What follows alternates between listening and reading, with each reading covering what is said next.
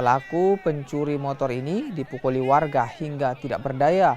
Warga kesal dengan ulah pelaku yang melakukan pencurian motor di Kelurahan Pamajengang, Kabupaten Jeneponto, Sulawesi Selatan. Tim Resmo Polres Jeneponto yang tiba di lokasi akhirnya menangkap pelaku dalam kondisi sudah tak berdaya.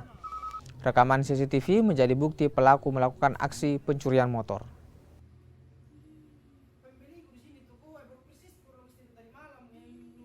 Benar ada pencuri yang didapat di sini, Pak? Ada. Iya. Jumlahnya berapa orang, Pak? Satu orang. Sekitar jam berapa itu, Pak? Sesudah maghrib. Oh, selesai maghrib. Sesudah maghrib. Tapi memang benar katanya itu pencuri di massa. Iya, di massa tadi sama masyarakat.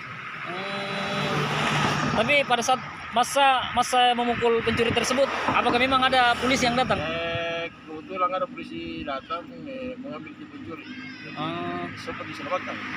Ya, jadi terhadap pelaku ini untuk sementara ini dilakukan pengembangan karena tidak menutup kemungkinan ada TKP lain. Karena informasi terakhir bahwa pelaku ini adalah warga dari Kabupaten Bantaeng yang melakukan pencurian sepeda motor di Jeneponto, dan kami pihak Reskrim Jeneponto akan melakukan proses penyelidikan terhadap pelaku dimaksud.